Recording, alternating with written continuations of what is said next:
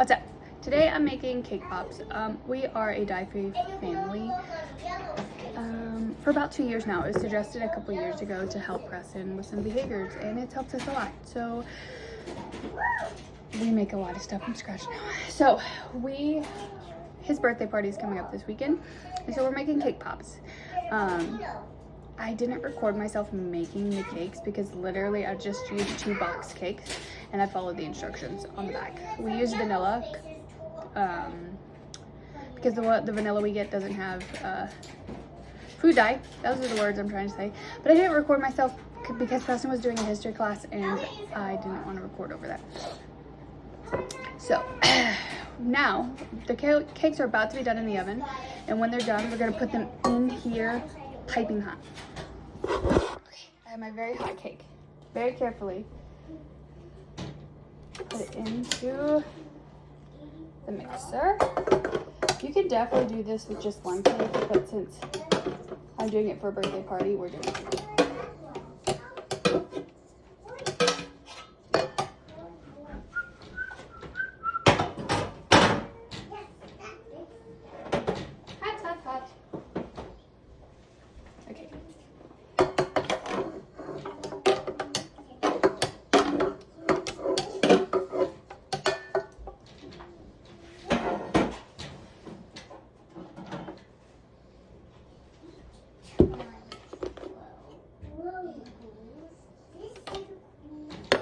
Drop some out. All the cake.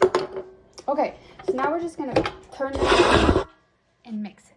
I'll show you when we're done. I forgot to. Ow! I burned my arm. I'm chaotic. I should have moved this. I'm okay.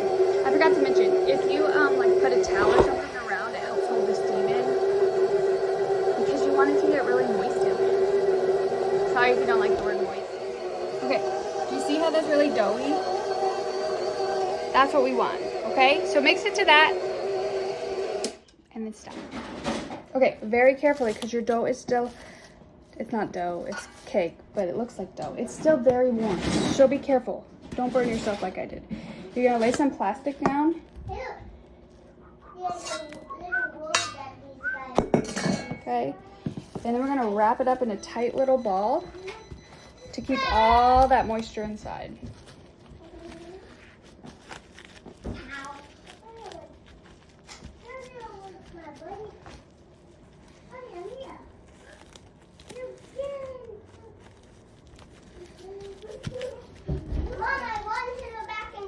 Nice. And I did it.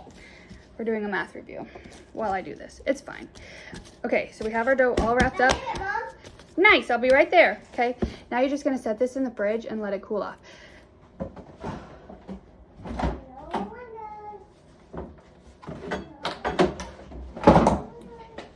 I mean, you only have to set it in there till it's like cool, so a couple hours. But I'm gonna set it overnight because I'm gonna actually make the cake pops tomorrow. Join me later for that. Hey, I forgot to start recording. It's the next day. So I have my dough.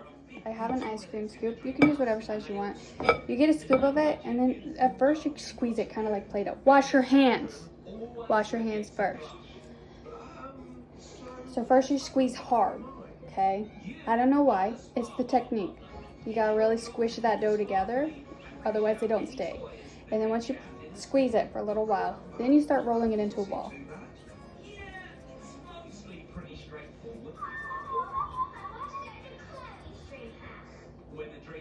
See? And then you put it on a cake pan. And then you keep doing that. And then I'll meet you back here. If you get cracks like this, oh my gosh, that looks like a butt. If you get cracks like this, you gotta squeeze it more. That's why you get cracks. I don't know. It likes to be squeezed, okay? And then roll it in.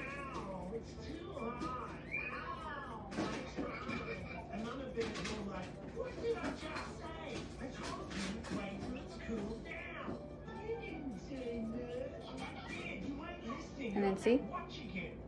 No crack. So if you get cracks, squeeze more. Okay, so all of our cake balls are rolled. I forgot to add They're balls, Karen. They just rolled all over. I put them on parchment paper. I got out another tray because I thought I was going to have a lot more, but I only made 3 more. It's fine. I set mine in the freezer. I will admit, I don't know how necessary that step is because I did it when I would like put them on sticks because it would really help to like freeze the sticks to it. But now I don't use the sticks because it's just an extra step and kids don't care about the sticks. But I still do it. I don't know if it's necessary. I don't know. Anyways, next you take this almond bark vanilla flavored. You can use the chocolate flavored also. Doesn't matter. So you're gonna get a microwave. I'm gonna say glass safe bowl. A microwave safe bowl. And you put some of these squares in. It takes more than you think. But you don't want to get it so thick that you can't melt the almond bark without it burning. Okay, so I put 2, 3, 4, 5. I put 5 squares in here. I'll probably have to do another batch, but that's okay. Because if you do too much at once, your chocolate starts to firm up before you can get them all dipped. Now the other secret thing I use is coconut oil. It helps make it glossier and it helps the chocolate, I cannot talk today, melt smoother. So it's just a smoother process. I'm gonna go throw this in the microwave for about 30 seconds, but watch it and stir it. Okay, do you see this? See how melty and smooth? Okay, so what I did is 1 minute. It was 1 minute and 15 seconds, but every 15 seconds I stirred it. Because if you burn it, you can't go back. You ruined it. You gotta start over if you burn your chocolate. Okay, and then working kind of quickly, because again, our chocolate will set up. So it's easiest if you take your ball and just kind of throw it in there. Can you see this at all? Get it coated and then bring it out. Okay? They don't have to be perfect. It's for a kid's birthday party. They don't care.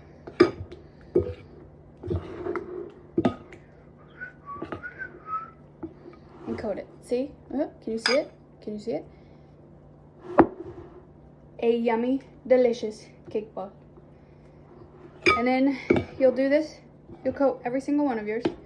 Sometimes, if you want them double coated and you have enough chocolate, you most definitely can. I rarely do because these are really sweet. And I don't care if they're like perfectly covered because again, I usually make them for birthday parties, kids' birthday parties, and kids don't even care. Yeah. And this is the easiest way to make cake balls. So you don't have to cut up a million tiny pieces of cake for little children or get all those cupcake wrappers where everything goes everywhere and it's a dye-free version. Or you can make it with food dye. I don't care. You do you. I don't care what you do. You could add sprinkles. You could add food coloring. I've had food coloring in the past when I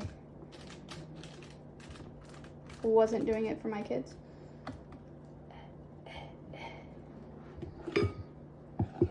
Okay, I think you've watched me enough. I'm sorry. This is a weird video. I'm weird. If you stuck around for this, thank you. I will show a video or a clip. I'll show when I'm all done. Go away. Get out of my face. Okay, I've done about half this tray. And I ran out of chocolate. So you just make more. Also, so you can make it as fancy as you want. Sometimes if I have a lot of chocolate left over, I can't break it. If I have a lot of chocolate left over, I will like do a fancy little swirl on them. Like I said, sometimes I've added sprinkles to them. I've added, need another spoon. I've added food coloring to them. You can use sticks. I recommend for sure putting them in the freezer if you use sticks after you make the balls. It's just easier and they're harder. But yeah, I don't know. They're not perfect. They're not Starbucks, but they're good and they're cheaper.